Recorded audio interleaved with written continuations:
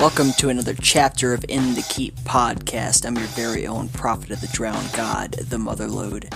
This show is all about the world of arena first-person shooters, classic FPS games, their legacies, their lineage, and the people who keep that world turning. These are the players, the developers, the streamers, the influencers. It is the will of the drowned god Cathal that our communities band together in her cathedral to frag and give one another into oblivion for all eternity.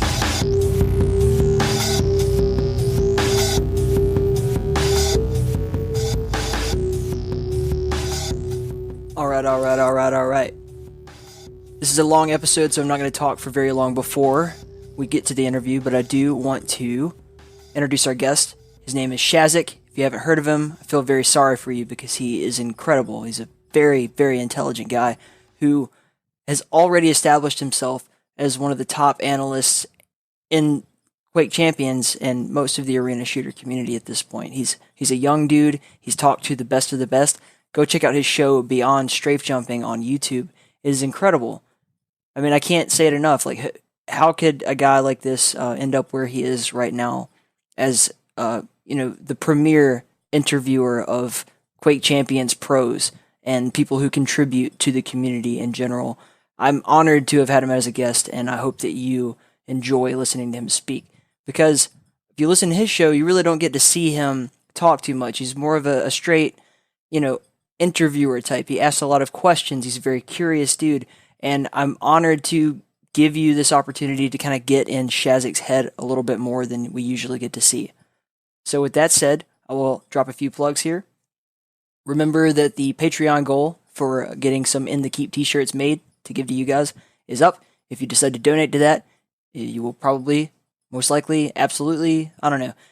You'll get a free t-shirt if you donate, for sure. And then, also, there are the other ways to donate. You can find all of that on our website, inthekeep.com. Please go check it out. You can also find on that website links to all of the ways to listen to the show. So if you're listening right now on YouTube, keep in mind that you can get it on your phone on like iTunes, Spotify, Stitcher, whatever the hell you use. It's probably there, and if not, we could probably get it working for you. Music this week is by our good friend iGrax Simon. Once again, he came in clutch and hooked us up with some great freaking music, so enjoy it as we get into the interview, and check him out on YouTube. Without any further ado, let's get in the keep with Shazzik.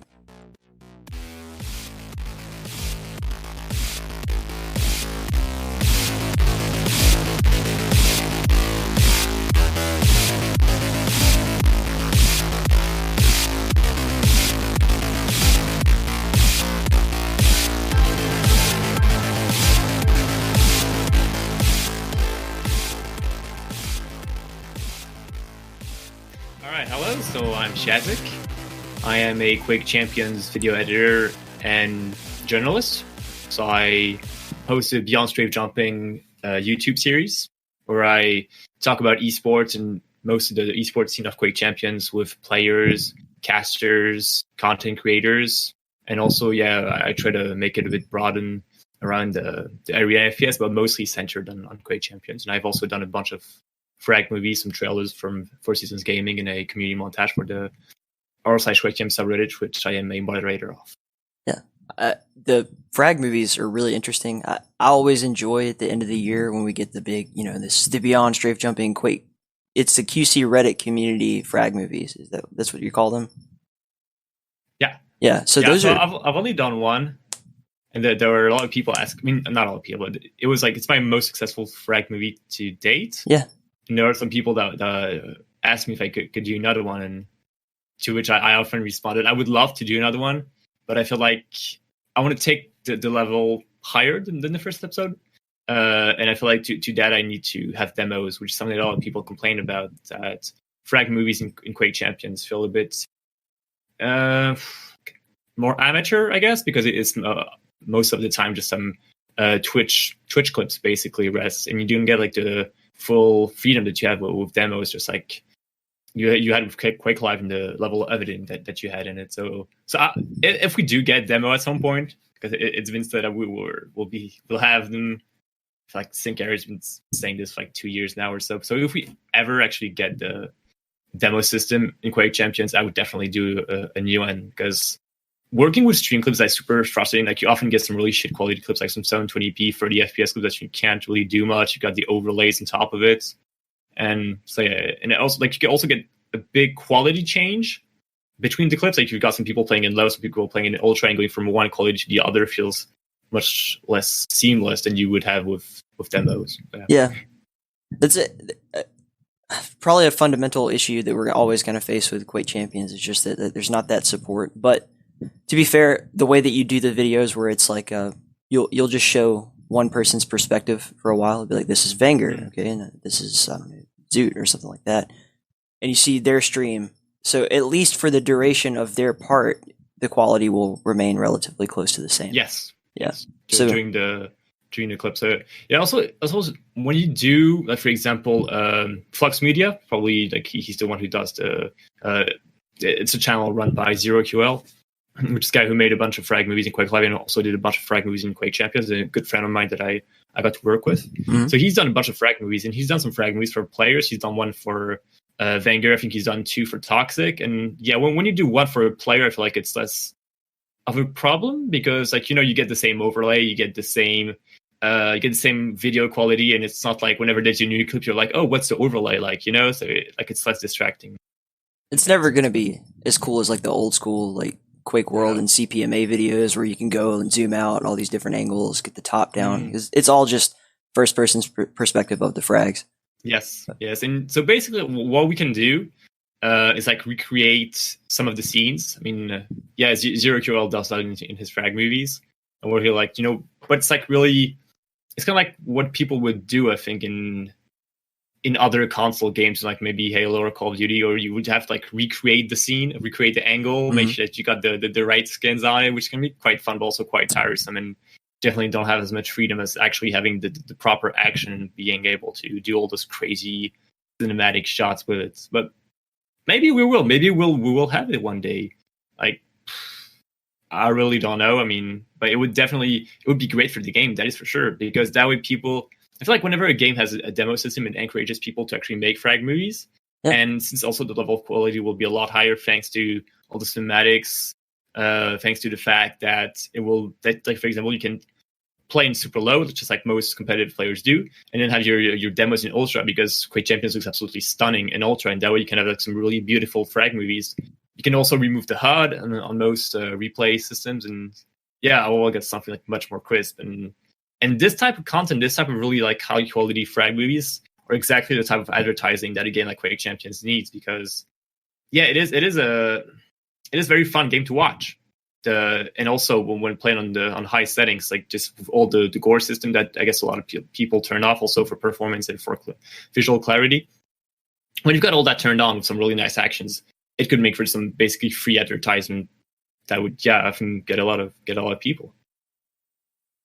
It is, I don't know, it's a conundrum with Quake Champions. I'm not sure what we're going to see over time, and a lot of people have kind of lost or are losing faith. It's really frustrating to talk about, because I never want to say anything to the effect of like, oh, I hate this game, which I don't. I love that. I wouldn't be playing Quake at all or any of these games if Quake Champions hadn't like re-sparked my interest into them. However, we're watching the trend as it happens. The Quake Pro League seems to have sparked a little bit more interest back into it, and I'm really excited about that. And what I'm kind of interested in talking to you about is because you have a pretty unique perspective, or at least compared to some, in that Quake Champions was your first Quake game. Is that correct? Yes. Okay. Yes, that is correct. And so to be accurate, so to talk about my background, so my first PC FPS game, because I used to play on console, I used to play a lot of Call of Duty, Black Ops 1, MW3, BO2. Those are my first time that I really played multiplayer FPSs. Then I played a bit of Battlefield as well, Battlefield 4, and then I got into PC because my godfather works in the PC industry, and he was like, yeah, if you want, I can get you this PC for like dirt cheap. I was like, yeah, why not try it? And I was like, all right, so I want to try this game. I want to try this PC. I want to see like what it's capable of. And I was like, which game is free that has good graphics that I can download to like try it? And so I remember this game called Tribes Ascend, which is a reboot of the Star Sea Stripes series, which is like a very old school FPS series, which is it was one of the first high scale FPS games. Started I don't think it was the first, but definitely one of the first. Mm-hmm. Some very high player count, in the 20. I think Tribes 2 had servers 64 players in the early 2000s or so. I'm really not sure about the dates. I'm sorry, but it was a bit of a revolutionary franchise. And yeah, we did a reboot by Hardware Studio in 2012. And I played that game a bit quite early around its release. And I was when I wanted to download it again, just to see what this PC is capable of. And I was oh, damn, this game is so fun. I didn't remember it was that fun. And so I played it a lot for 2 straight years. And it's on this game that was for the first time part of a community. It's also with this game that I started video editing and doing Frag movies, because I had been a big fan of Frag movies, the good old Call of Duty Faith Clan Frag movies. And I was one day I will make my own Frag movies as well. And I got to do that with Tribes Ascend. And yeah, Tribes Ascend also, well, the devs abandoned the game very early. I think probably after 1 or 2 years of support, they abandoned it because Smite was on the rise, and Smite was making a lot more money because it was all the MOBA hype. Yeah. And so the devs abandoned Tribes. A lot of people left as well. And so after a few years, they came back and they brought a few updates, which out of the boot updates, which were a lot of people complained about those updates. And that's also around the time I got back.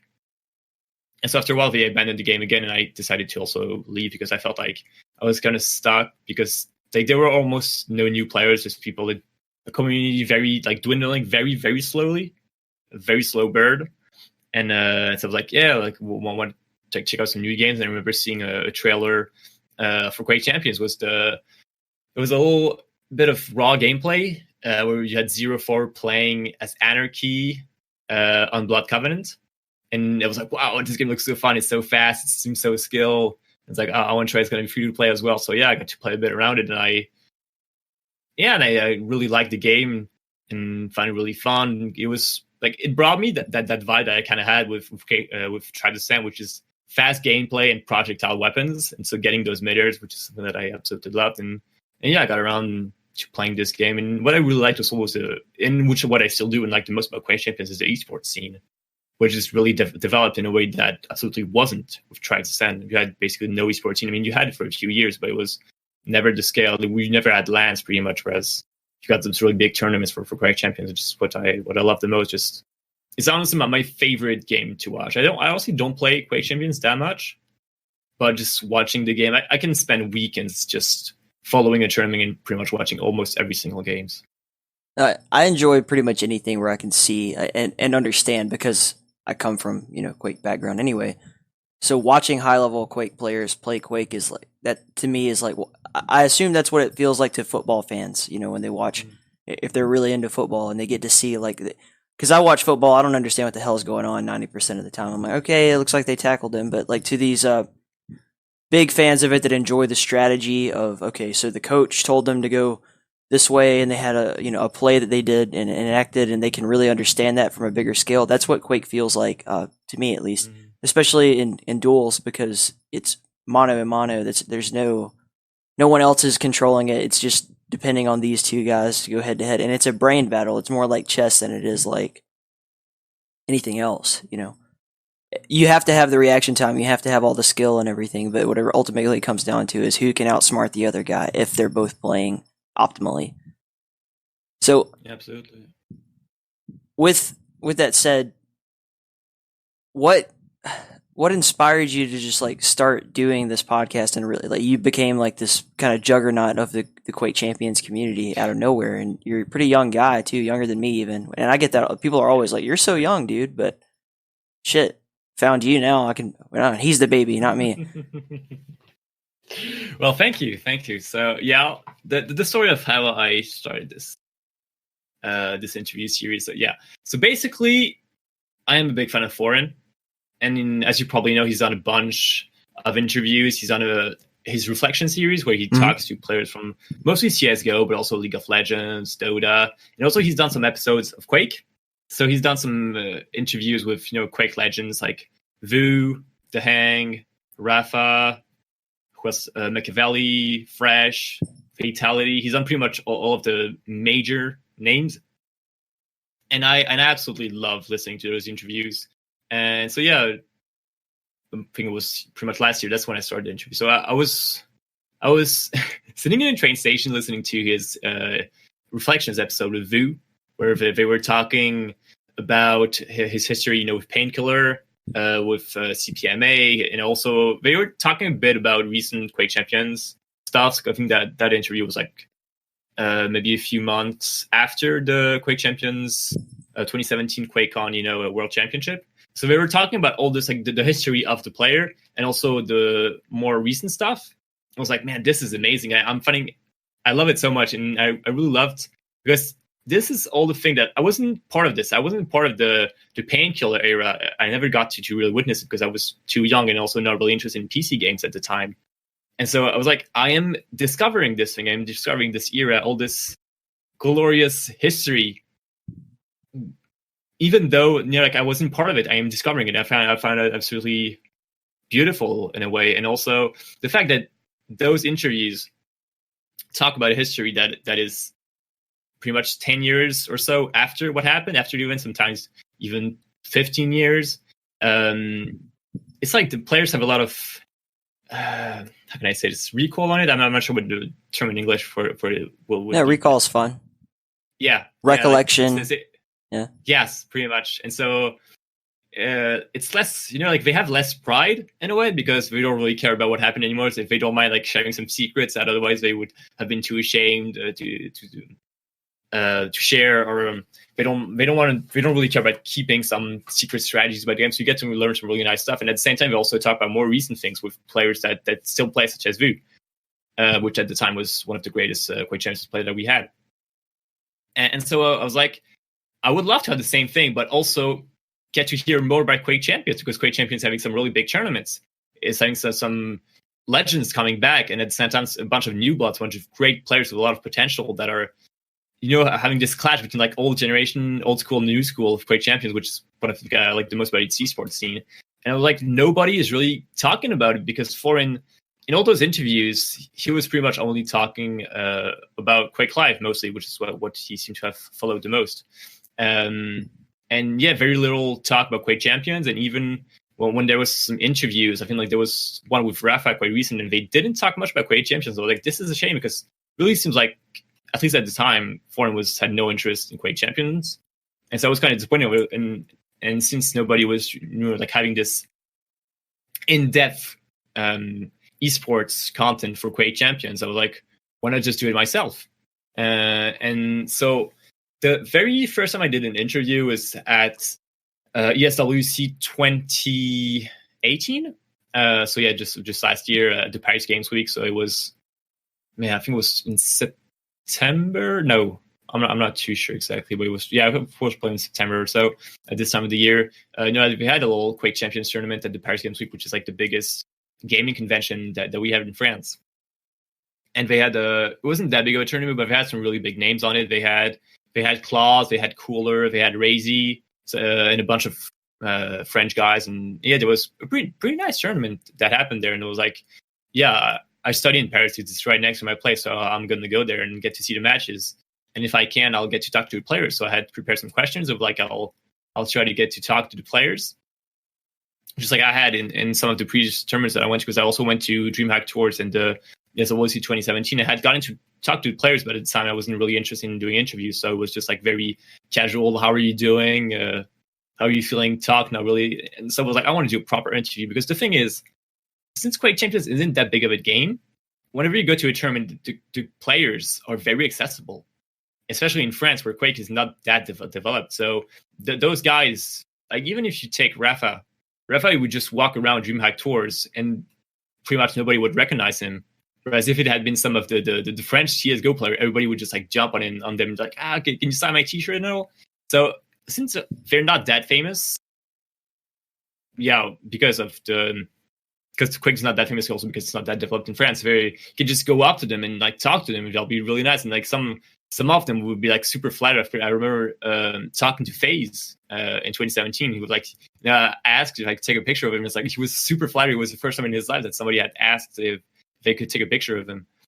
And so yeah, I was like, I want to take advantage of it. I wanted to get to talk to the players. And so I had this big list of questions. And I got to interview Garpy, Razy, and also Naiko. And I had prepared some very in-depth questions about like the meta, about how the game is, about the map pools. I really wanted to make this the type of content that people that watch a lot of Quake Champions would appreciate. And not just the very basic stuff like, how are you feeling? How do you think this tournament is going to go down? What are your thoughts on the game? I really want to go like balls deep inside the strategy and their approach to the game. And I found their answers to be fascinating, especially Razy's. And it was crazy. It kind of makes sense now we think about it, but at the time I was super surprised to see that those players, the way they see the game, the way they approach the game is so different than the way us casuals do. Because those guys spend hours upon hours every day grinding the game, trying to discover everything that they can, trying to always see what is the best champion for which situation, for which map, what is the best approach, how can I make this even more efficient, always trying to discover things. And so they know the game so well. And so there are a lot of things that they see that we don't. And yeah, I thought that was like really like so interesting. And I had a lot of fun doing this. And I was like, why not just start an interview series? So I got to talk about with Naiko, who's the number one Quake Champions player in France. And he was like, yeah, that's a great idea. I want to do it. And he recommended that I do it with Sirius. And so I got to interview Sirius. And I was like, yeah, I really enjoy it. People seem to enjoy it. Even the players seem to be really happy to get to talk about all this, because they have a lot of this wealth of knowledge about Quake Champions that they have, and that they have basically no outlet, no way to share it with others. And so I was like, I want to be that outlet. I want to get to talk to those players, and that way they can say some really interesting things that people will probably find interesting, that I find interesting, so that I thought people would find interesting as well.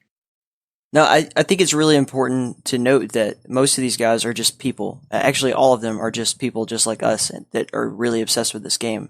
Most of them have really great attitudes. I've not met a single one who hasn't, honestly, who plays at a top tier. Now, there are definitely some scumbags on the way up, but once you get to that top tier, it's mostly like really cool, respectable people. And you're right, there's not a lot of coverage about Quake Champions in general.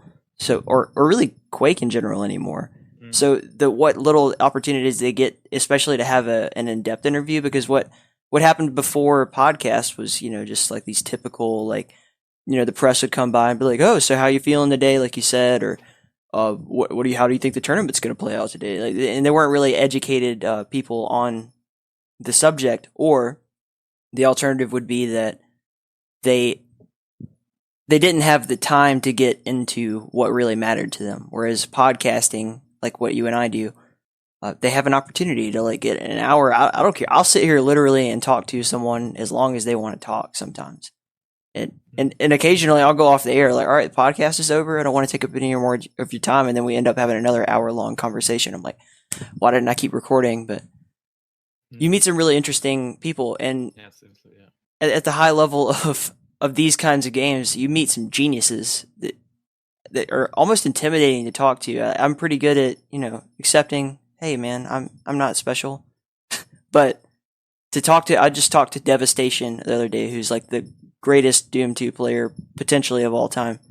He took Triple Crown championships at QuakeCon, and I guess he'll probably be after you in the line of release, for those who are wondering what the next episode is. But he's he's like a genius. He probably is a rocket scientist, and he has like a top secret clearance that I'm not allowed to know about or something, and you like John Carmack, same thing. Like, this guy is a veritable absolute genius who just so happened to put his time and effort into video games and made them great. And I find that amazing. Oh, so of these people that you've gotten to speak to so far, who do you think was the most impressive?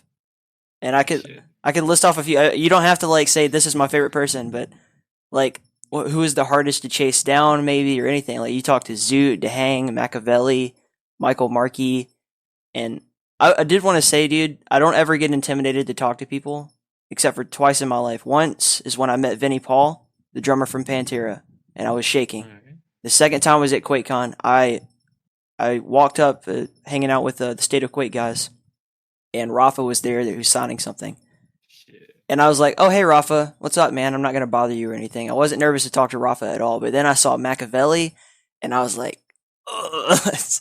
I gotta shake. I shook his hand. Dude, Machiavelli is so cool and personable, but like to me, he's such a big deal. I don't know why. I was just like, Alright. I gotta shake Machiavelli's hand, and I shook his hand. I was like, I'm never gonna wash this hand again. This is my shooting hand. It's staying this way forever. It's greasy now. It's just I haven't washed it in like over a month. I'm kidding. But yeah, who was like particularly interesting? Who are some of your more interesting guests, or at least people that you learned something from that you took away? Something big. Honestly, so I will give you an answer, but first of all, I want to say that all of them were like super interesting. Of course. Because all of them have different experiences, different approach to the Quake franchise. Like for example, a caster like Flea will not tell you the same things because he doesn't have the same viewpoint as a player like FaZe, for example. And same for content creators. I feel like they all had some great ideas, some really interesting things to say, and they all give you a viewpoint of the scene. But I feel like the one that I found was the most interesting to talk to. It is a hard thing to say, but I'm hesitating. You don't want to hurt someone's feelings, or you can't choose. No, yeah, let's say either the Hang or FaZe. Okay. Yeah, because I feel like the Hang, what was really interesting about him is that he's honestly one of the best player of Quake Champions. Well, yeah, he in Sacrifice he got to play at super high level. Yeah, at the end of the Sacrifice scene, they were the number one team, the Team Liquid, and in 2v2. So yeah, with Rafa, they were for the entirety of 2v2 the undisputed champions of the game mode. And so having the fact that this experience is quite amazing. Like, when you're like at the absolute top, like you have mastered this game mode to a level that no other players except your teammate have, and that is quite mind blowing. And also in duel, he won Quake Champions Winter 2017, which is a very high profile LAN. So he's basically one of the masters of the game. So he had some really interesting things to say because of being that good. And so my other response of FaZe, what I found really interesting with FaZe was that he had so much to say. He was very like, since he's not that known compared to the top three Quake players and the legends. Also, he's new to the Quake team as a competitive player. He didn't compete that much in Quake Live, at least not to the level that he did in Quake Champions. And so when you interview people that are not really used to being interviewed, such as FaZe, it's like they will really seize that opportunity that they're being interviewed, and they will tell you all that they can and all the stuff that it seems like they've had on their mind for so long that they now only finally get to share with others. And so we had a really in-depth talk about 2v2, and especially the team aspect, basically like building a relationship with your team. And I remember him telling me that it's like in 2v2 at the highest level, when you get to play love with somebody, it's like you're a couple, basically. Like you know each other so well. You have to know each other perfectly if you want to succeed. And yeah, that was also great. And even with FaZe, like a fun fact, we were talking about the fact that after an interview, you often get to chat with the person like off camera. And I sometimes do that as well. Like I try to have it as often as I can because I always find it interesting. But sometimes people like it's got to come by naturally. In my opinion, I don't ever want to force because I feel like I'm always grateful that those people are giving me very time. But it's like if they want to keep on talking, well then, bro, let's just sit there. Yeah, we're friends now. Yeah.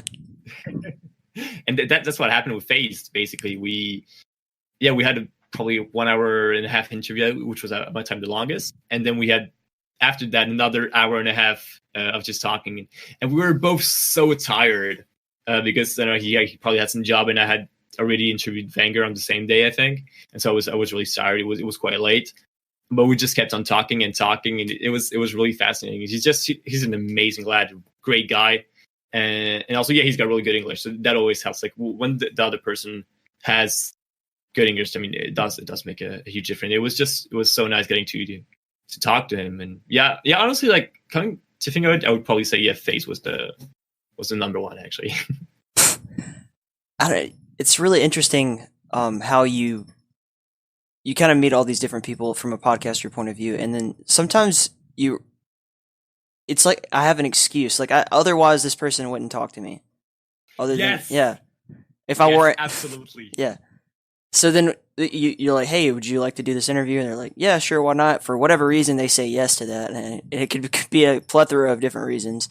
And then you get to talking to them, and like honestly, like I feel like Locktar is my buddy. Like I could probably go crash at his house if I wanted to, and Nice. And that's incredible to me. Like I can't believe that I've formulated this this way to create relationships and to meet people that, like I said, otherwise wouldn't want to speak to me.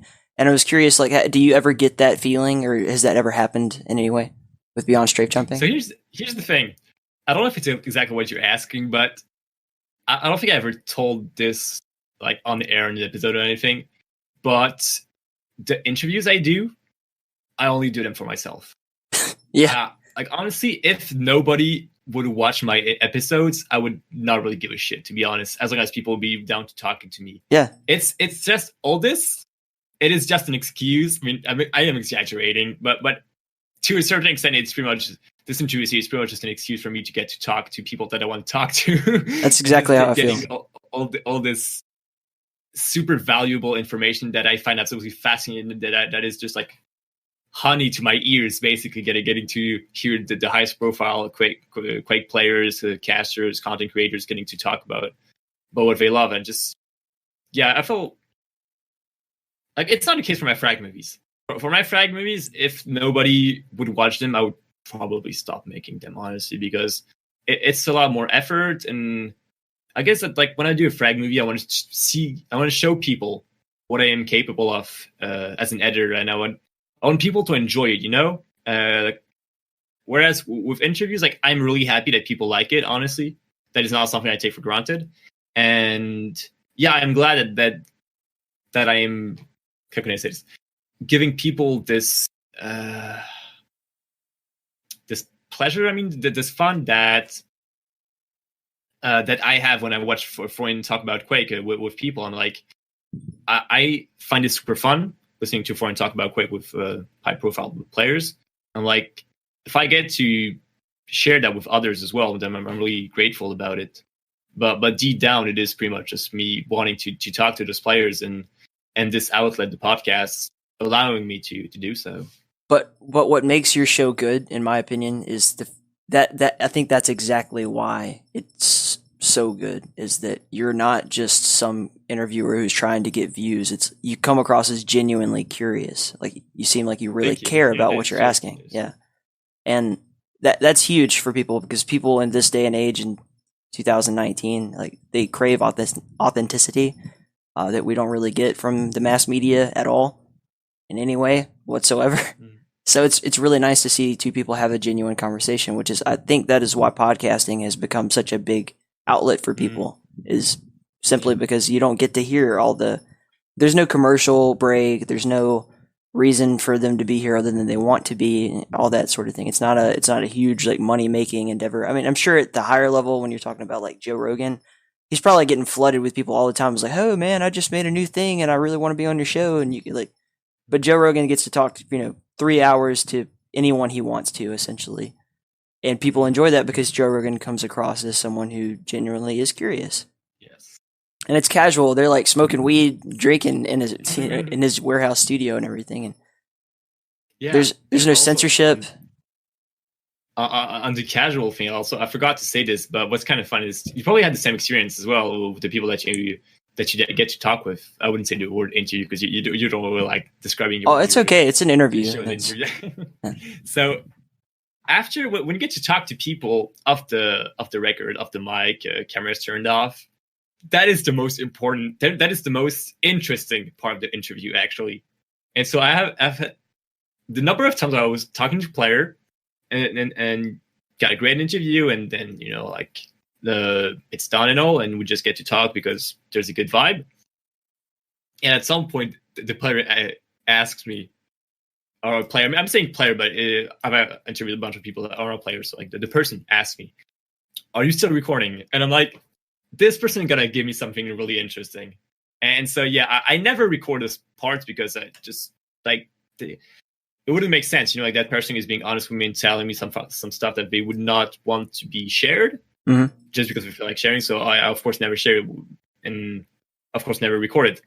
But yeah, in the post interview part with people that I get to talk with, like they often say some really interesting stuff that is really quite fascinating to hear, and also it's like since it's not recording as well, like people are just so much more chill. Like for example, you'll have people. I mean, it's my case as well. Especially in my first episode, I would be like, so you guys are not going to see the video feed, but I would be super. How do you say, like, I don't know.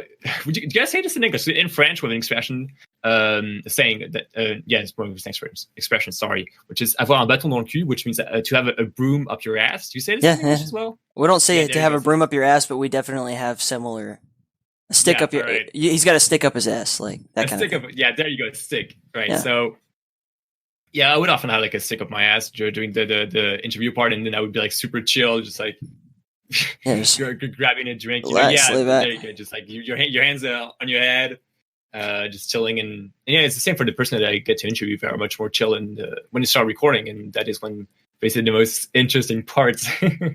Well, the fact that you do it on video is also part of it, I think. I pretty much never do it on video because I would much rather have someone who is calm and relaxed and feels comfortable than I would have a video of someone who's just like nervous the whole time, or just maybe not nervous, but just generally like aware all the time that they're being recorded.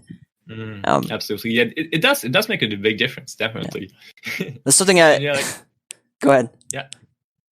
No, I just want to say like that. For example, I'd be like super conscious about my hair. Like, is my hair looking fine? Yeah. And as you were saying, like before the interview, like not picking my nose and all this stuff. Like make sure that I look extra good. And yeah, like it is indeed a bit of an extra pressure. Sorry, having the video. But I feel like it also helps people, like, because a lot of like sometimes got people that don't really know what the person looks like, who the person is, and I feel like when you get to see the face of someone. And you get to see like their facial emotions, all that. I feel like it does help you bond with the person even more than just a voice.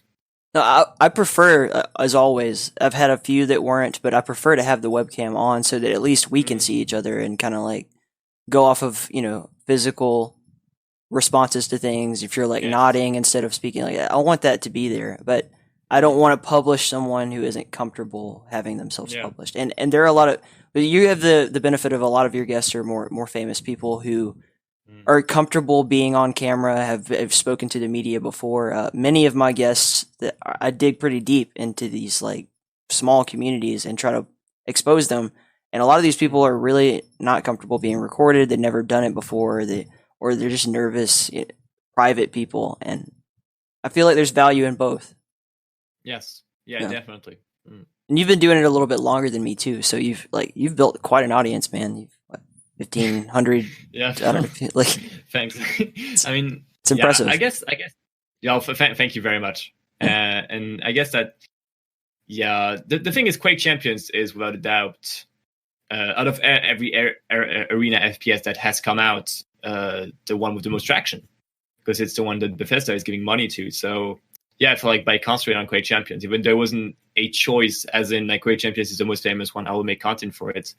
But like ultimately, Quake Champions is the arena FPS with the most traction, so that is why it probably gets more views, because like, your content is just as good as mine, probably even better, honestly, on some aspects, and which is also something that I really like find quite amazing about what you do, is that you really get to talk about even the games that are much less known, like games like Open Arena, upcoming games that don't get all the hype that Diabolical does, like for example Master Arena as well.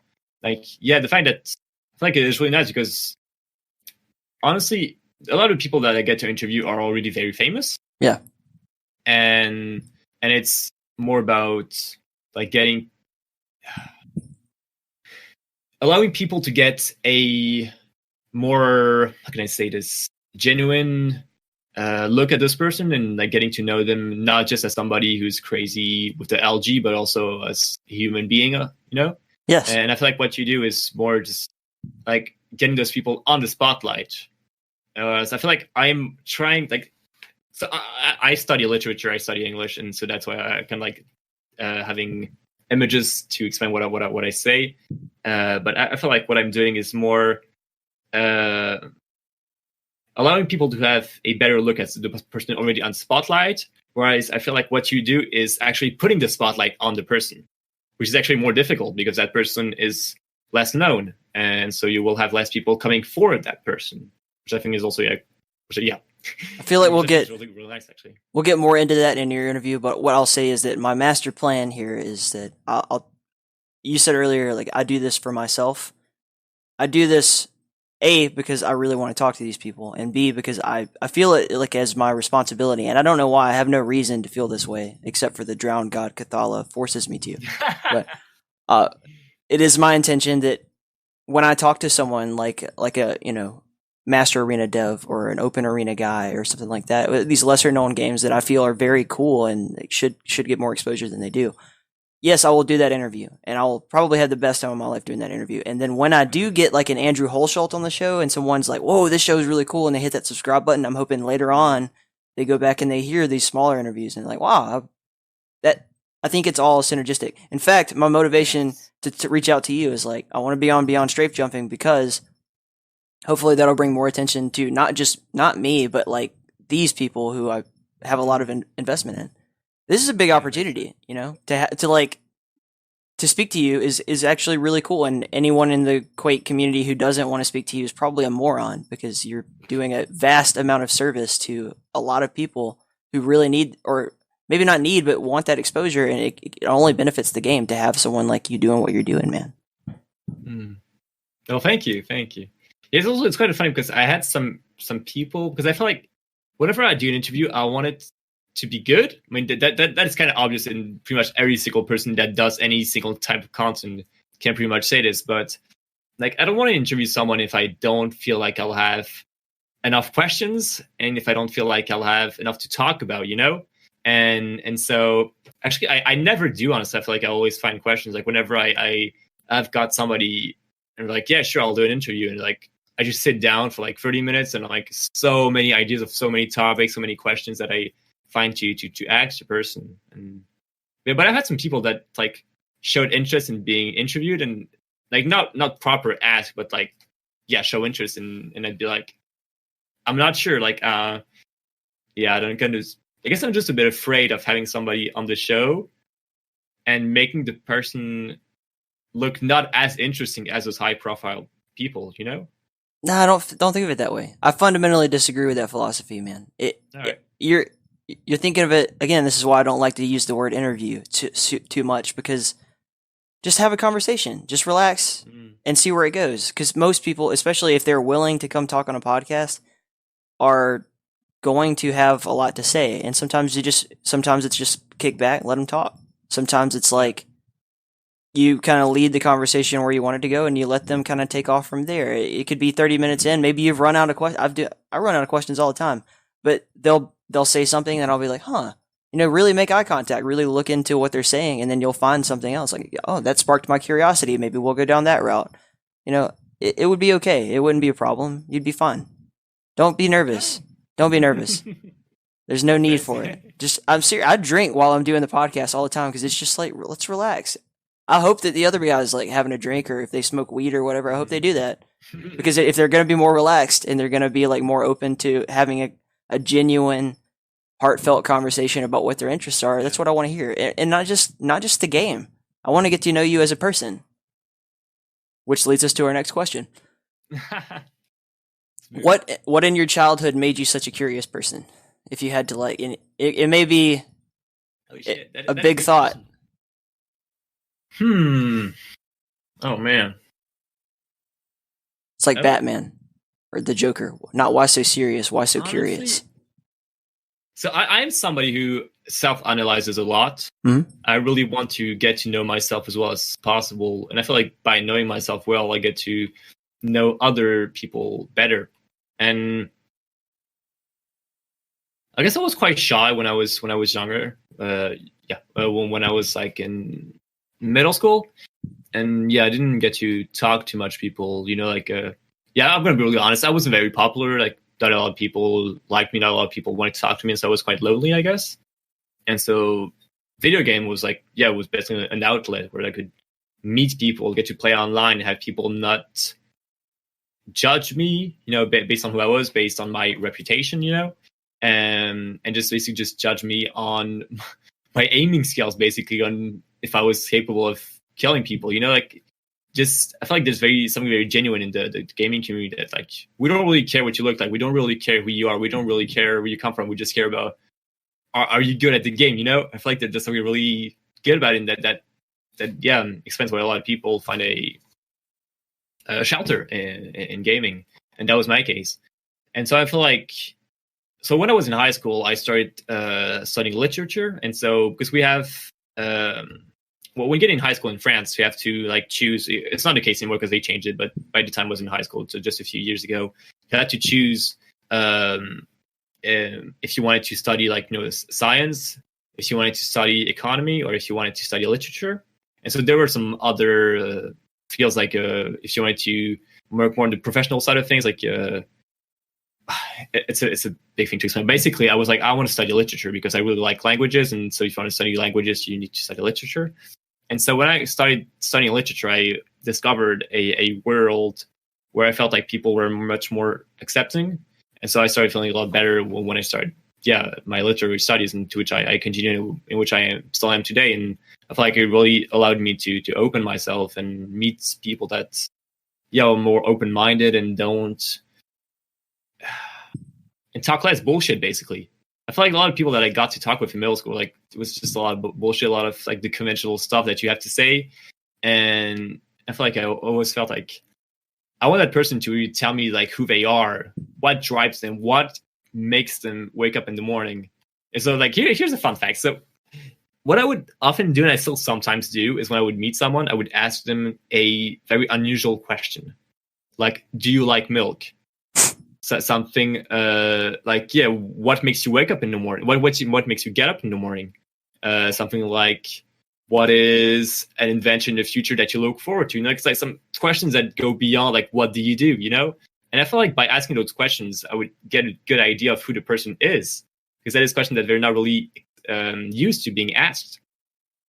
And basically like allow me to know if that person is the type of person that likes having in-depth conversations, like honest conversations, or if it's someone that just like basically, I don't know, like talking shit and not really talk about interesting things. And I feel like as I started doing this, I got to meet more and more interesting people, and it's just something that this is going really deep, but do it. I love human beings. I love human beings, honestly. I find them fascinating. I love the fact that I get to talk to people, and like, for example, I would go to a party, and I would get to just sit down with somebody and talk with that person, and be like, wow, that person is sharing with me their experience, which is an experience that I haven't had. And by them sharing with me that experience, I get to live something that I would otherwise would never have lived. And it's like, I don't know. I've always been a curious kid, honestly, to go back to your question. And that extends to just talking with people and getting to know those people better. And I feel like I enjoy feeling like I know somebody. And I feel like I enjoy feeling like the conversation I am having with somebody is genuine, like they're being open with me. And so it's just something that I guess I try to create, and something that drives me in my interviews. So here's an example of how I didn't prepare this question. I had no idea about this before the interview, but now I'm going to ask you a question just because it came up in conversation. Do that more. Okay. So have you ever heard the phrase, it's pretty common in English, they say most people live one life, people who read live 1,000 lives. Yeah, I've heard, yeah. Yeah, so maybe your interest in literature comes from your curiosity, and that you want to get to live all these experiences that you otherwise wouldn't get to do. We're going to see that change dramatically with VR. I mean, there's, movies and video games and everything, but that's part of it, is that you get to have experiences and do things that your normal life would never allow you to do. So that is true. What's like your favorite books? What's some literature you particularly enjoy? Authors, I want to know. I don't read that much, honestly. Like, I enjoy reading, but I feel like unless I kind of have to read, I don't really read. I spend a lot of time mentioning. But I enjoy studying literature, which is Strange. it's a bit of a paradox. Yeah. I can imagine. And yeah, I love just reading into text in class and really trying to understand the deeper meanings and all. But yeah, my favorite books. So when I was a kid, I was a big fan of Aragon. The dragons, yeah. The dragons. It's kind of like Lord of the Rings, but more recent, made by a younger kid and less known. But yeah, I really enjoyed the universe. And also, here's a fun fact. So basically, I went to a bunch of summer camps in the U.S. when I was younger, and that's how I got to learn English. Because they were like proper American summer camps where I was most of the time the only French kid. And I remember feeling kind of homesick and missing French, missing talking French with people. And I remember reading Aragon in French and be like rediscovering, French in a way, in a context where nobody speaks it, everybody talks English, and I'm the one making efforts to talk English because I am in their country. I mean, like finding once again a shelter in this book that is written. Well, it wasn't. I think he's American, the writer. I'm not too sure, but French definitely isn't his first language, and so it is translated. But in reading this and stuff in French, I really felt like I was, I don't know, enjoying French in a way that I hadn't before. No, that makes perfect sense. I spent like a year studying Arabic. And oh wow, yeah. I remember you saying that interview. So what was it like? Terrible. Absolutely awful. Every moment of it was pain because it was just a really hard school. It wasn't that I enjoy, the ideas of Arabic, but I've always kind of studied languages. I've not mastered any other language aside from English, really. But I studied French in high school. I studied kind of Spanish through watching Breaking Bad, and also live in Arizona. So most people around me speak Spanish a lot, and then Arabic was kind of put on me by my job. Like I had to learn this language or else. So what was really interesting to me is kind of when you learn another language, you begin to see how people say things differently than you say in your own language. And it makes you think about your own language differently. So I feel like I understand English far better than most people that I'm surrounded by, simply because I can compare it to the structure of languages like French or Arabic. And English is a far more, I would say, complicated language in that we have more words to describe things, and we have things like is. In Arabic, is not a thing. It doesn't really come up. It's just you say verb, noun, or verb, and what it be, not what it is. It is not this. It's little complex things like that. I was thinking the other day about the lineage. Etymology kind of gets into my head a bit. Then in English, people say the word dame or ma'am. We say ma'am a lot. Like, how are you doing, ma'am? To an older lady. Yeah, ma'am. Okay. Dame is an old word. It's French and like Old English for like the equivalent of a knight. In American English, you would not call a lady a dame. That's like what gangsters in the 1930s would call. That's like saying hoe. Yeah. You wouldn't say that, but the proper polite thing to do is say ma'am or madam, which is like my dame, as in a married knight who has a dame.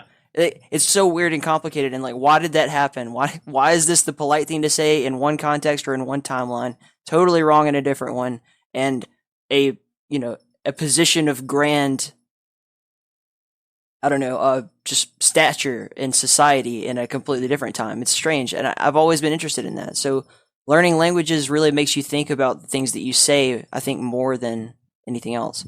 This is the second time on the podcast I've gone on a language tangent.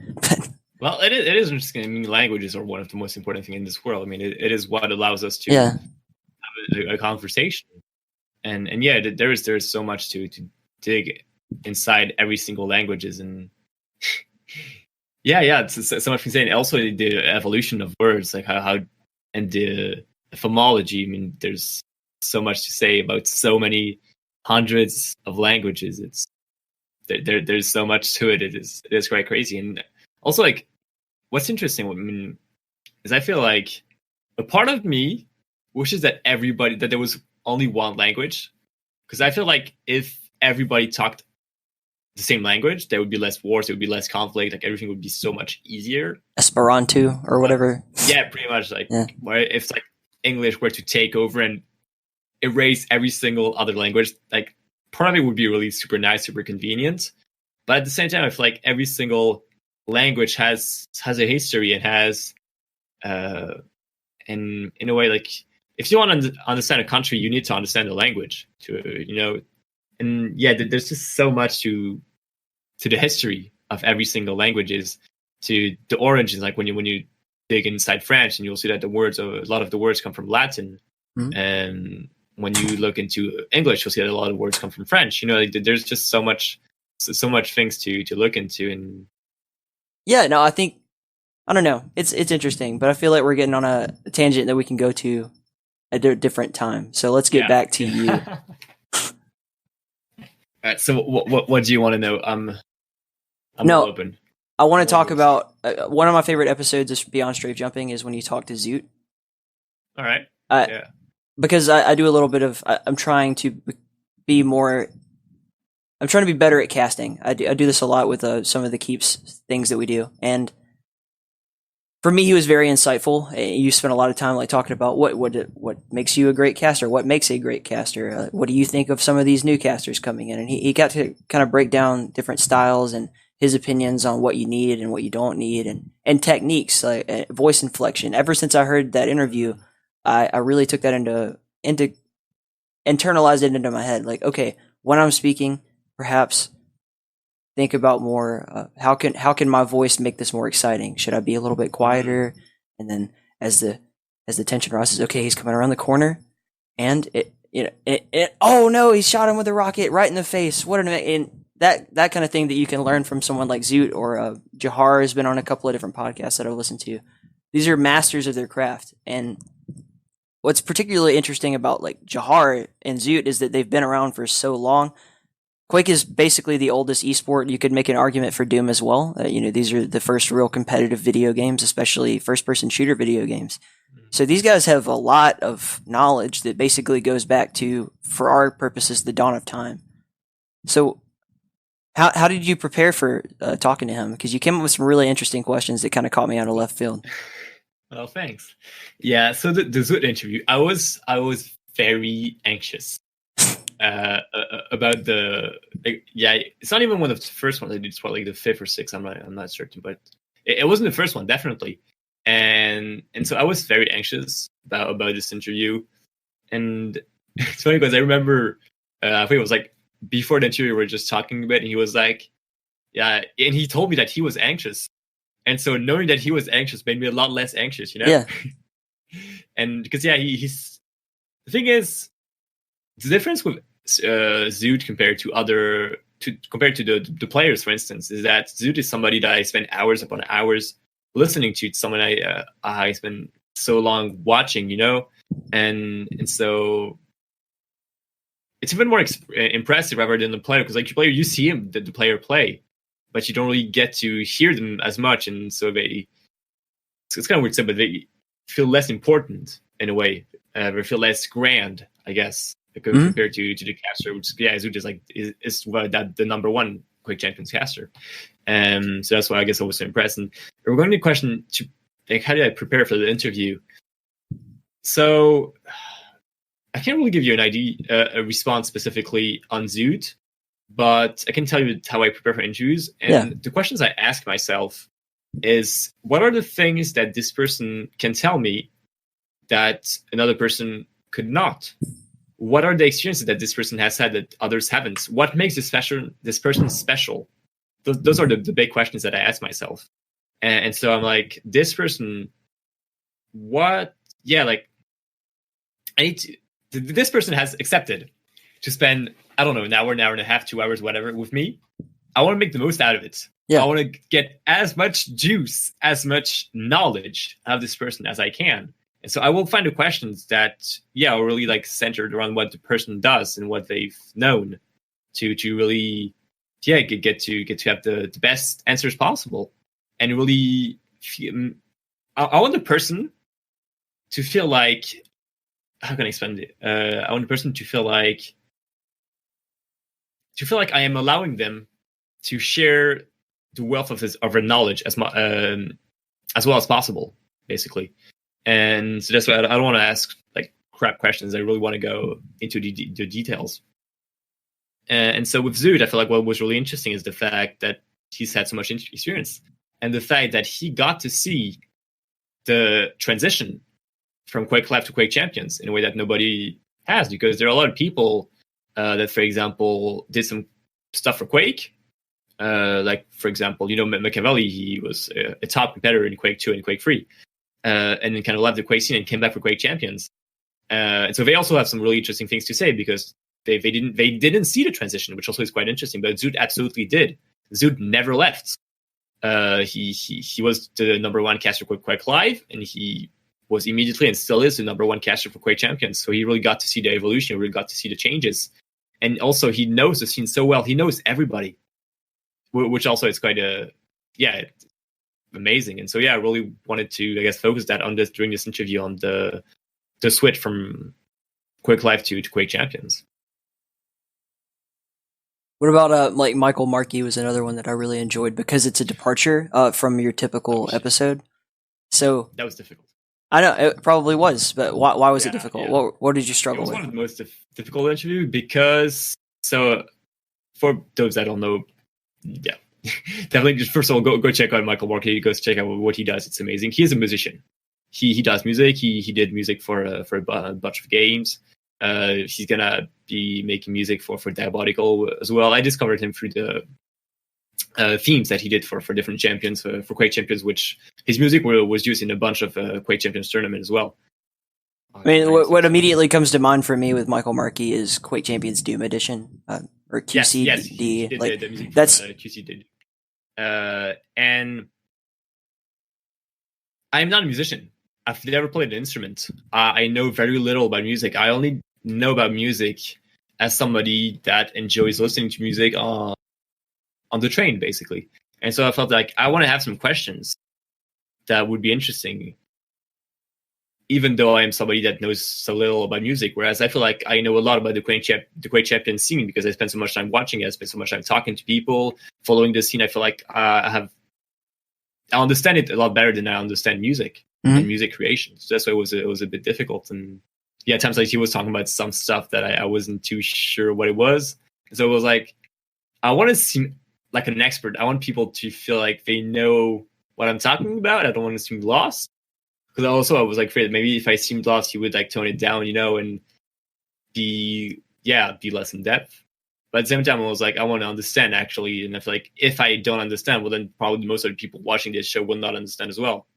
So it was a bit a difficult interview, but it wasn't as difficult as I was expecting it to be. And still, it was great. Definitely got to learn a lot.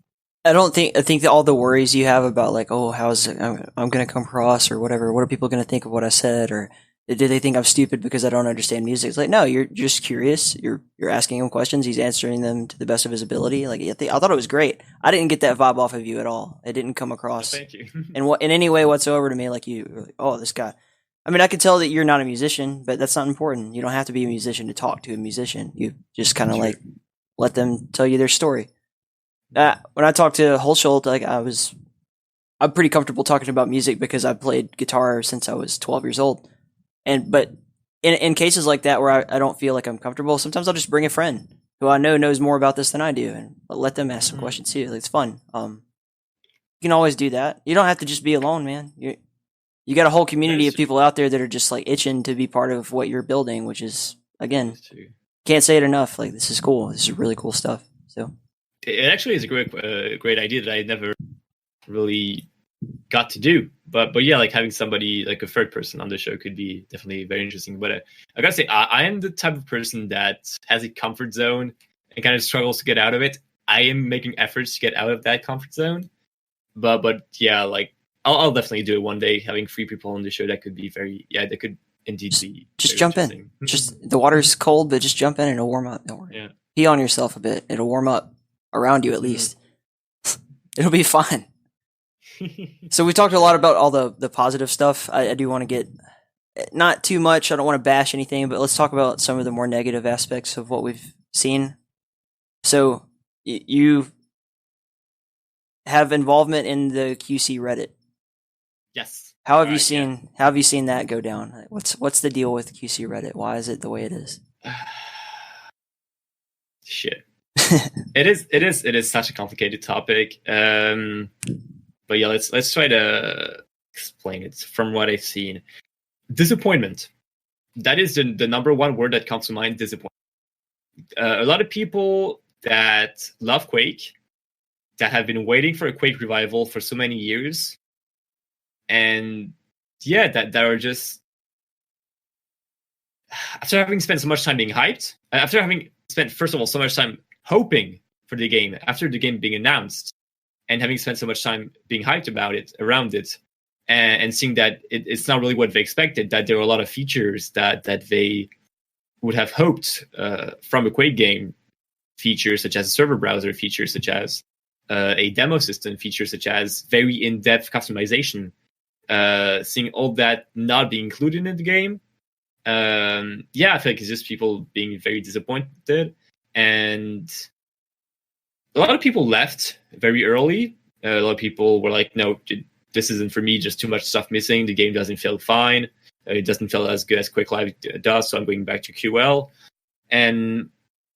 But a lot of people stuck around. A lot of people who were, a bit tired of always playing Quake Live, always playing the same maps, always playing the same modes, that wanted something fresh, wanted something new, that stuck around, that, had hope. And I feel like that is something that the devs are really good at, is giving us hope. And yeah, I give them credits for it. And so a lot of people stayed just hoping that the game would improve. Being like, I remember CSGO when it first came out, it was actually dog shit. There were so many problems with it. And now it is so great. It's the greatest CS game that there's ever been, and it's only getting better. Like people had hope from other examples of similar situations. And yeah, I feel like people just got more and more disenchanted. And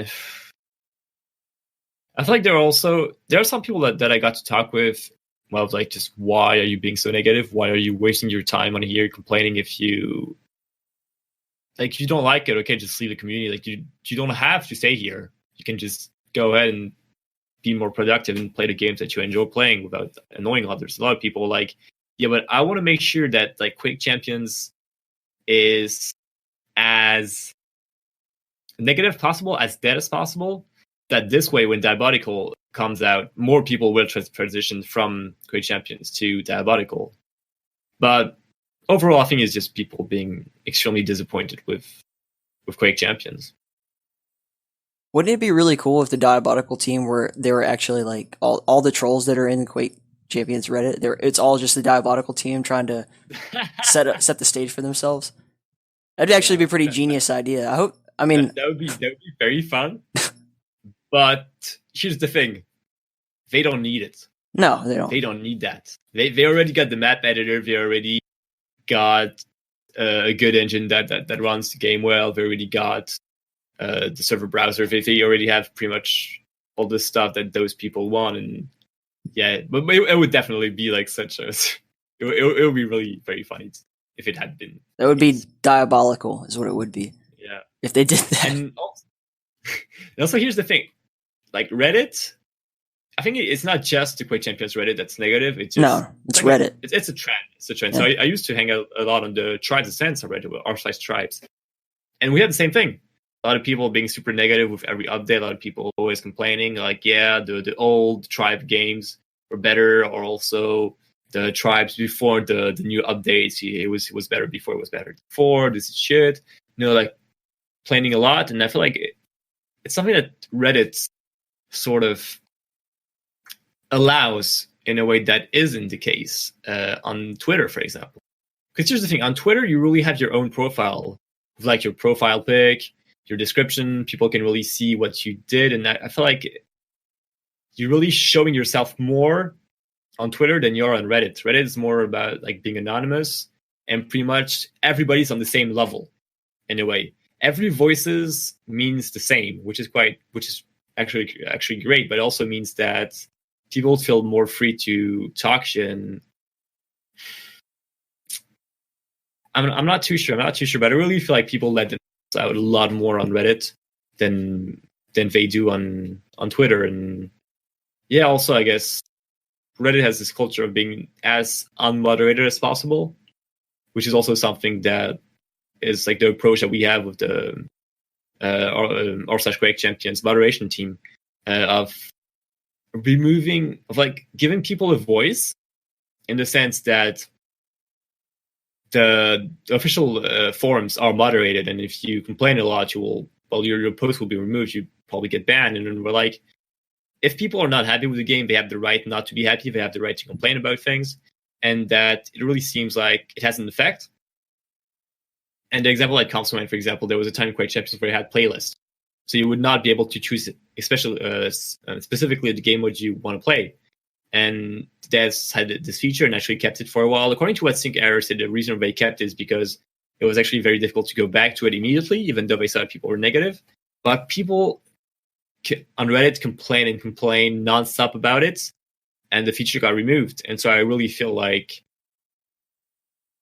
by allowing those people to be super negative, by allowing those people to complain so much, it actually does help the game in a certain way, because it really means that, like, if there's a small problem, people complain, they won't have that many things about it. But when there's a change that occurs, or a change that is needed, and you see like threads upon threads about it, well, then it kind of gives you an idea of how important this problem is. So I feel like there's something good about it. And to be fair, like all the negativity that Quake Champions has probably kind of deserves it.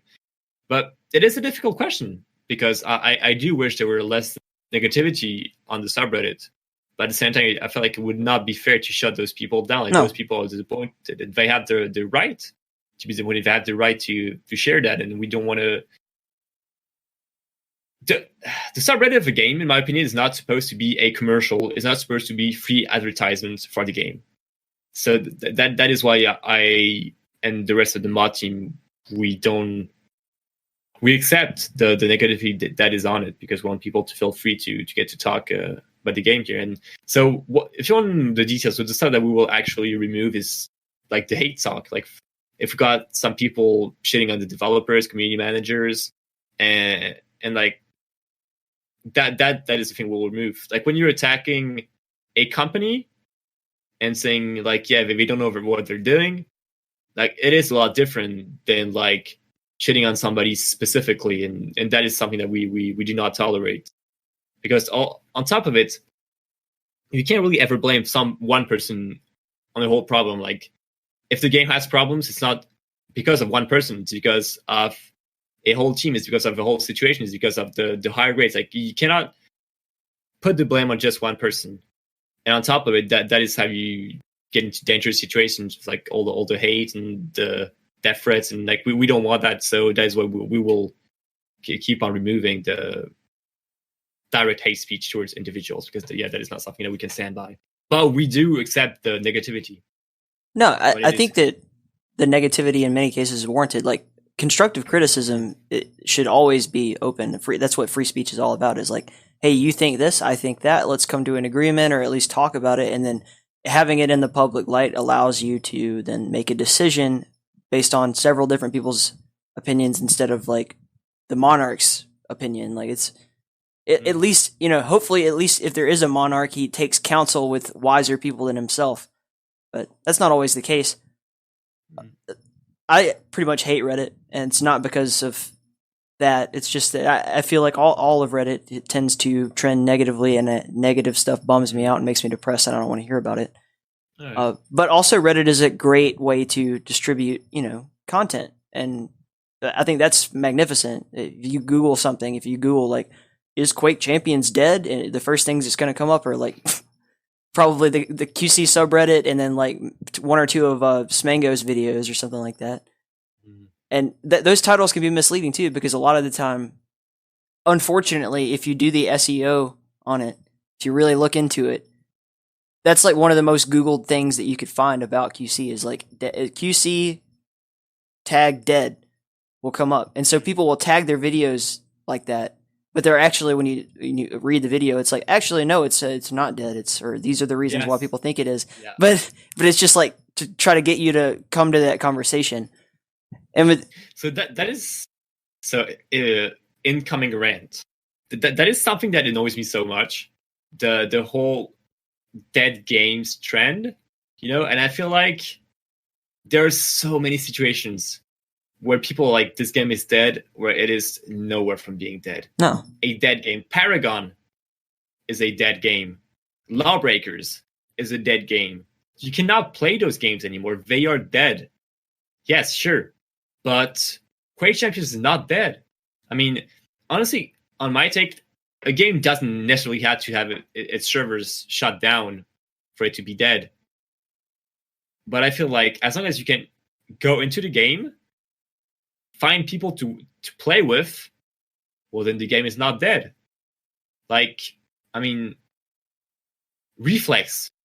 You just go into the Discord, you can find somebody to duel super easily. Quake Champions, you just queue in Team Deathmatch, you will find a game without a problem if you're in Europe or NA at least. I mean, that is not a dead game. I feel like in a lot of people's mind, if a game is not at its peak and is not rising, well, then it's dead. And I feel like this mindset is such a bad mindset. And this idea of constantly having new content.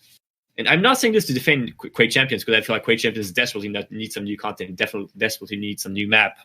And server browser, custom all that shit, even though it's probably super difficult to implement with the engine that they're working with. But I feel like this idea that it always needs to be new, it always needs to be fresh, always needs to have some changes, I feel like there's definitely some negativity in it. And I feel like it's fine having I wish, for example, that we had more games that would not be supported, and that is fine in a way, A game doesn't need to always have new stuff all the time. A game doesn't always need to have like hundreds of thousands of players. I feel like as long as people can just go into the game and enjoy it, I feel like that's what matters the most. And yeah, like you got some people being like, oh, Fortnite is dead, Overwatch is dead, whereas like Overwatch is on fucking national television, man. Yeah, I don't even understand Overwatch, but man, is it doing something for the AFPS community that is out there for millions of people to see at any time? Yeah, and I just feel like it's a very sad thing. This whole mindset of always games being dead.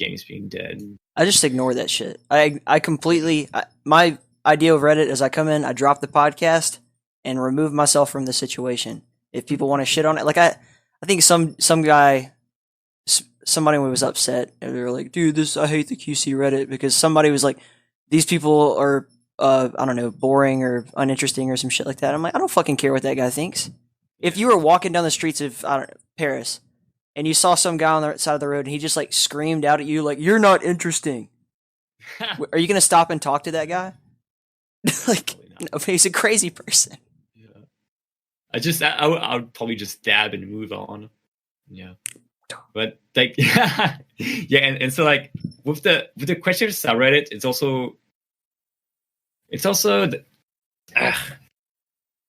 about like the vocal minority, Yeah. Like the people who complain will make a lot of more noise. People who are just happy, like people who are happy, like for example, you've got a new update, a great update that happens, and like a lot of people they're happy about it, will just upvote it and then move on. Yep. People who are not happy are going to downvote it and leave a comment, and so they make a lot more noise. Yeah. And then people will like, yeah. And so, for example, someone says like, yeah, this is a good update, probably going to get upvoted, but nobody's going to answer. Somebody's like, this update is absolute shit. A bunch of people are like, no, this update is good, or like, yeah, what do you think is shit, or like, there's a lot of people answering and so making more noises, giving more attention to the person that complained in the first place. And I feel like there are a lot of great people on the subreddit, that is for sure. Like I remember that there was one time where, like, it was so beautiful to see, like there was somebody in new player that just posted a clip of them getting a very basic flick in Instagib, like something that pretty much everybody pulls off all the time. And it's like, hey, I'm a new player. I just got this shot. I was really happy about it. And the post got like 200 upvotes, and everyone's like, yeah, good shot. So keep it up. That's what we want. Hope you get better. And like, so this community is definitely capable of positivity. I remember when the Quake Pro League was announced, there was a lot of people being super happy about it. And yeah, and the thing is, when you're making a new game based on an old franchise, well, then they will expect a lot more from this game, because they will expect pretty much all the good shit that they had previously.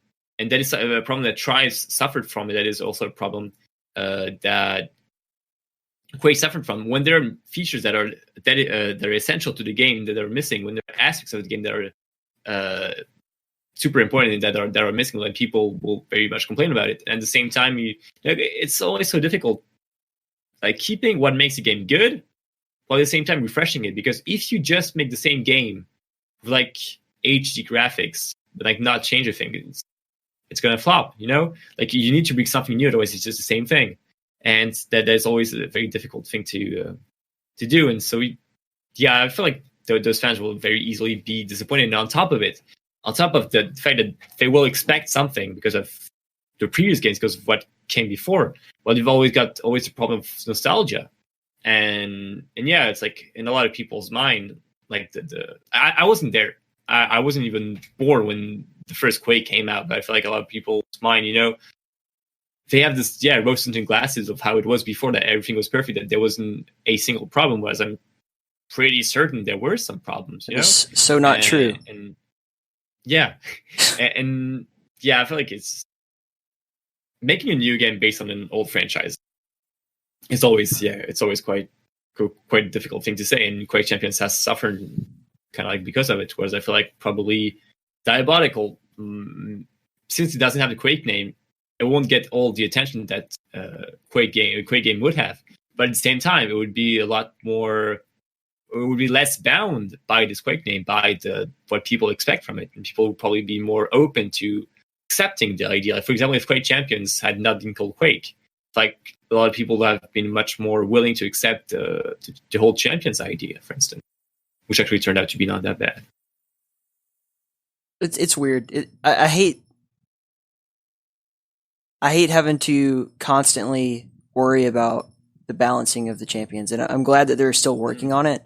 But I feel like it's going to be a perpetual thing that will never stop, and eventually they're going to abandon trying to do it, or it'll just never stop. One of those two. Mm. And that's a big thing that we see in pretty much every game that has multiple characters or whatever, and something that I think a lot of people miss about the older Quakes. And legitimately, this is a valid complaint in my eyes. Is like, if you want to really see mano a mano who's the best, I mean, have both people be evenly matched right from the start.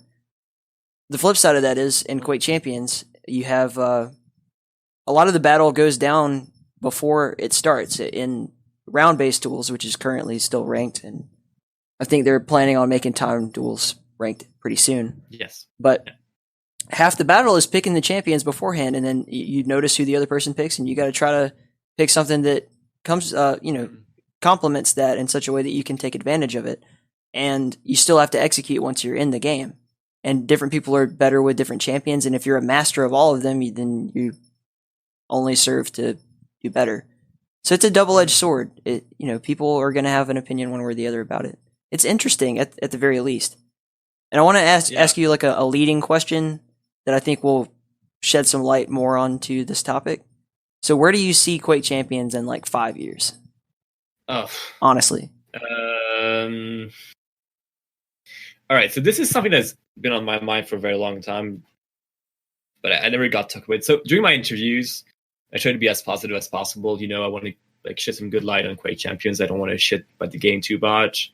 And also, I've got like this goal of, getting to, produce some official content for Quake one day. I've got this pipe dream of being invited to an event one day and getting to cast it. Whatever, I don't know. Maybe doing some official interviews for the players. So I'm always like trying to be as positive as possible, because without a doubt, the devs and the community managers, they don't want any negativity around the game. Mm-hmm. They don't want to have people complaining. Like there was, for example, some of the pros got threatened of not being invited to events before the Quake Pro League if they said anything negative about the game. And so, yeah, there's a lot of pressure around it of not having any negativity. And so I was like, yeah, I kind of want to follow this as well, you know?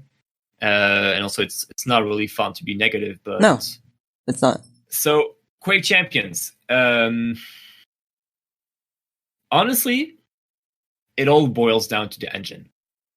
The Saber engine, which is an absolute shit engine, which has a lot of problems for optimization, for instance, which has a lot of problem adding features, which has terrible sound. Like, for example, I mean, something that pros have been complaining for so long that there are a lot of moments where you don't hear crucial sounds, like you have somebody come up a jump at it and you won't hear it. Or like, for example, you'll hear somebody come to the left and they'll be actually coming from the right. And like, there are a lot of problems with the sound, and something that they've thankfully been addressing a lot in all the PTS updates I've been putting out, trying to make it better. But from what I've read, it seems like it's still not as good as what you would need from a game where sound is so crucial to know where the enemy is, because you've got no minimap. So you really need to rely on sound and knowledge to know where the enemy is. Like, you should be able to hear the mega at exactly the right place, exactly the right time to know where the enemy is. And yeah, there are a lot of problems with sounds, a lot of problems with performances, no replays, no server browser, which seem to be a bunch of features that the engine is not really built for, that the engine doesn't have. And so it's a hot take. It's a hot take what I'm going to say, because I've got no real way of verifying it, because I don't work for id. I didn't really get to talk about it with people from id, but from all the information I've gathered and from, again, some logical sense, Doom Eternal and Quake Champions they started working on the games maybe like around the same time. We probably plan like around the same time. And so because of the success, the huge success that Doom 2016 had, id and Bethesda decided to put all their resources on Doom, because Doom made a lot of money. It was much more certain. They knew it was going to work. So they put all their best men and women in to work on the sequel for Doom. And that's where also they put all the money. At the same time, like, we should probably do a Quake game as well, but we don't have enough people to work on it, to make a full Quake game. So we're going to work with Saber Studio, which is like, Russian developers, which have a history of game being very mediocre. Such as the Master Chief Collection, which was a shit show on its release and took a lot of time to get fixed. And they've never been known for making extremely good games. But the thing is, I guess they were a lot cheaper, and they made an offer like, we could work on the game and make it quite cheap. And so what I imagine is, because the game looks good, the game has some really beautiful weapon models. Absolutely beautiful. We'll never take that away from Quake Champions. It's gorgeous. Yeah. The skins are great. The maps are really good as well. The maps are very good, honestly. They're super fun maps. Of course, especially the new ones, like Ruins of Sarnath. It's a great map. Molten Fall, love this map. So many great things about the game, like visually and on the map level. And so I feel like id did most of the art style, most of everything that relies around how the game looks, how the game what the game presents to you. I feel all that is top notch and like definitely on the level of id, and I feel like that's what id Software did. And then Saber Studios, well, they're the one who know the Saber engine, so they got to work on the Saber engine. They got to code the game on Saber engine. That's why there were so many problems. Mm-hmm. And because I feel like it seems oversimplified, and I'm sure it is. I'm sure there are so many elements that I am missing on what I am saying, because there are elements that I don't have. But I feel like it's got a very shit engine, which makes the game run super bad, which is why you've got to tweak every single thing about your computer to make the game feel at least good enough. And it's why even when you play at like 30 ping at 120 FPS, the game will still feel like shit. It will still feel like you've got half the FPS and twice the ping. And I don't even know what was your question in the first place. Essentially, that where do you see Quake Champions in 5 years? Like, going down the line, like how will it evolve, or will it? Where do I see Quake Champions? Yeah. I feel like the game will never be fixed. I feel like the game will never be on par performance-wise with what a Quake should be like, with what a modern FPS would be like. With like when you compare it to Overwatch, it just feels so much less fluid, so much less smooth. Like for example, you kill someone in Overwatch, it's snappy, immediate. You know, yeah, you get satisfying. The hit rate feels perfect. Whereas like on Quake, I remember like so I've been playing a lot of Overwatch recently, and a few days ago I was like, yeah, I want to play a bit of Quake, and yeah, jumped into some free for all, kill some people, and it felt like even though I had 30, 40 ping and 100 plus FPS, like whenever I was killing somebody, there was some delay between the moment I killed them and the moment that they would actually die. You know, it doesn't feel snappy at all. It feels very wonky, and I feel like no matter the amount of performance updates they did, I feel like something that they can never really bring to what it should really be like. And yeah, like the updates, we're getting like one update every 3 months. When you look at the battle pass, it contains pretty much just recycled things, some very ugly logos that probably didn't cost too much to create. There are very few new weapon skins. And it's pretty much just like weapon. It's like more like weapon skins and more like new proper weapons like we had a lot of before at the beginning. So yeah, we haven't had a new map in I don't even know so long, and yeah, just very little content, very few updates. We've pretty much only got the Quake Pro League, and it's like what people are saying in subreddit is that it's pretty much in maintenance mode now. Like they're only going to focus on the esports scene, on making a good time duel mode, on making the game as valuable esports-wise as possible. That's why they're mostly working on the sound system. But yeah, pretty much just adding no new content. And to be perfectly honest, I mean, it's something I've been saying for so long, and I've always been like, yeah, Quake is going to die soon. Quake is going to die soon. Is what all people say, and kind of that's what I've been saying as well. Actually, like not openly, but I feel like after QuakeCon 2020, after the big Quake Champions tournament, the World Championship, I feel like it's just gonna end here.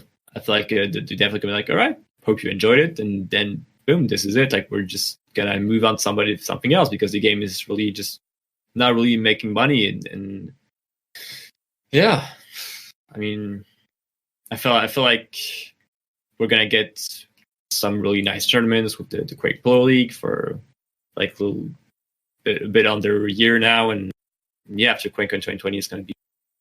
I feel like it's gonna be it, and then just gotta hope that Diabolical is good. I don't think that Quake is going to die. I don't think that arena first-person shooters will die by any means. Like, it's absolutely a bright horizon for the genre in general, and we owe a lot of that to the release of Quake Champions. But I feel like the fundamental things that make Quake games great is, community servers and community maps and, customizability and having... That's John Carmack's gift to the world, was like releasing the Quake source code back in like 97 or 96, 97. And we're just not going to get that with Quake Champions. So that makes me feel like the longevity is finite. I don't know what date that finite, point will be, but perhaps that'll be that. Like there will honestly, to be perfectly blunt, the way I imagine. So yeah, they will stop developing the game on Quake after QuakeCon 2020. Probably maybe a few months after, and then a few years in, they will. I don't know how long it will take, but at some point they will shut down servers. I really don't see them, like giving options for the game. I feel like it will end up like Lawbreakers. Honestly, that is what I think will happen, and I hope not. I seriously hope not. I hope that the game will actually become huge. That they'll push out an update that will make the game super smooth. I hope that they'll the game to id Tech, and that everything will have all the features that, for example, Doom 2016 had, like a snap map inside questions. Could you imagine that? But I don't think it will. I feel like it's gonna die. Two things that give me a lot of hope is Doom Eternal will be a massive hit and it's gonna kick total ass, and I can't wait to play it. I was very disappointed watching E3 and also not getting any update about it at QuakeCon, which, by the way, they really didn't talk much of anything new about Quake Champions except for the Pro League at QuakeCon, which is scary. Maintenance mode. Esports maintenance mode, that's it.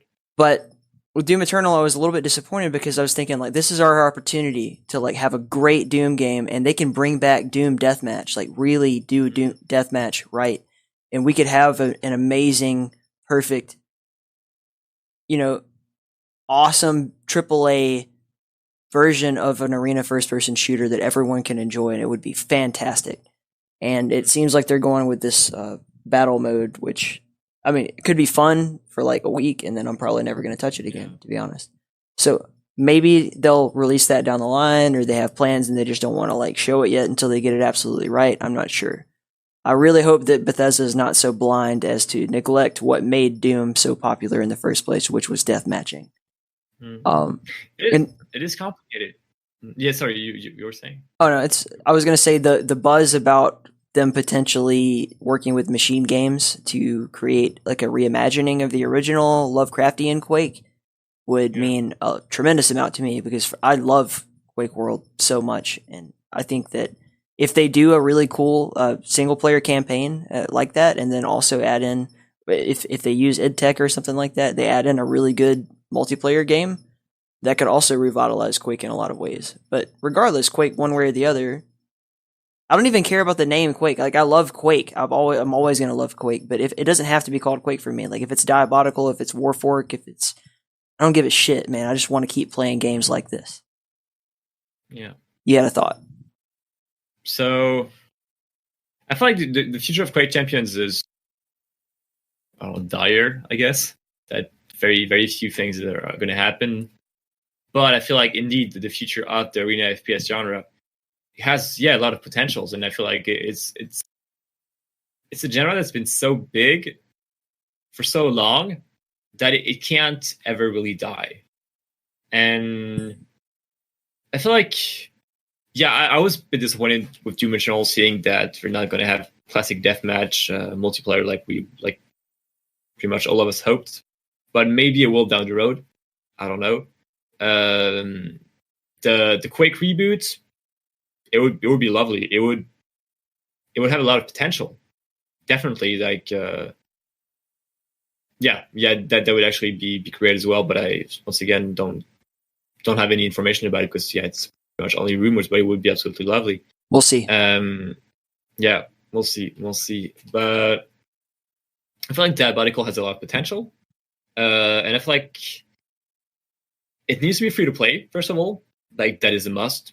Like, honestly, I don't ever seeing it succeed without it being free to play, because it's new. It's a new franchise, so you won't have a lot of people buying it like, oh, it's it's like the sequel to this game that I like, so I'm going to buy it. No, like, you'll have a lot of people buy it. Like, you'll have all the tryhard Arena FPS fans that are going to buy it because they've been following it, but for most people, they really won't know what it is, and they'll probably just see a game that looks super difficult that they're going to get stomped on. And if it's not free to play, they're not going to try it. And I feel like it needs to be free to play, and it needs also to have a good matchmaking so that new players can get to play between each other and not get stomped too much. It needs to be accessible. It needs to have some good tutorials. It needs to not hide its mechanics, and have good ways of teaching, like, for example, how to strafe jump to players, to teaching players that they can rocket jump, teaching players what each items do.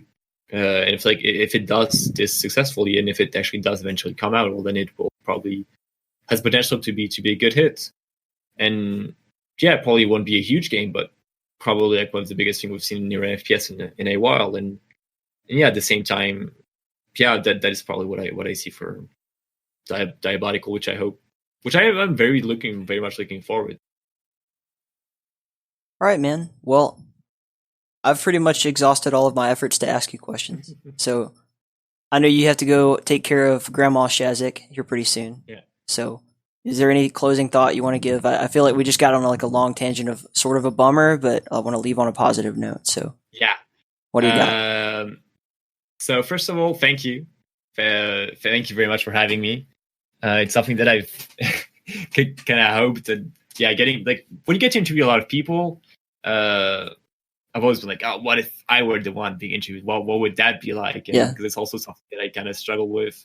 And I had some people telling me that I should talk more during my interviews rather than just only asking questions. I was going to say that.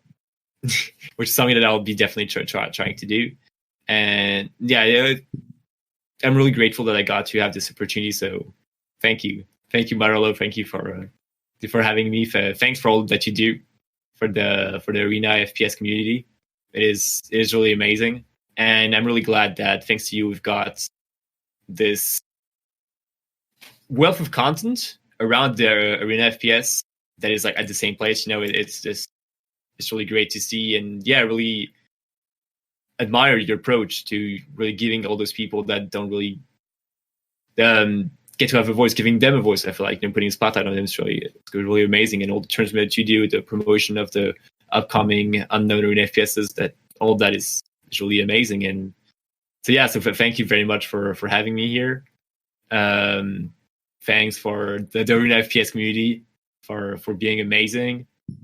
And yeah, what else can I say? I'm not too sure, but yeah, we're gonna have some really good stuff that I feel like it's never gonna be. I don't think that arena FPS is gonna come back as like the huge thing in the center thing that it was before, but I definitely feel like we'll have some really good games in the future, some really fun games, and we'll keep on fragging. So, yeah. No, man. That was it. Thank you for listening to me. Thank you for listening to us, and thank you for having me. No, I really appreciate everything that you do as well, man. You're amazing. Honestly, I've been a big fan for a long time. I'm not going to say I'm like your super fan, but I've always like known your name. Like Shazzik's going to be like someone I need to talk to. So I very much appreciate it. I really appreciate you being encouraging and stuff. Like I messaged you on Twitter quite a while ago, and you were like, "Oh, dude, it's so cool to like hear from other Quake journalists." And I like never even thought of myself as a journalist. I was just like, it all happens organically. But thank you for like encouraging me to do this as well. And let's get out of here, man. Bonsoir, mon ami.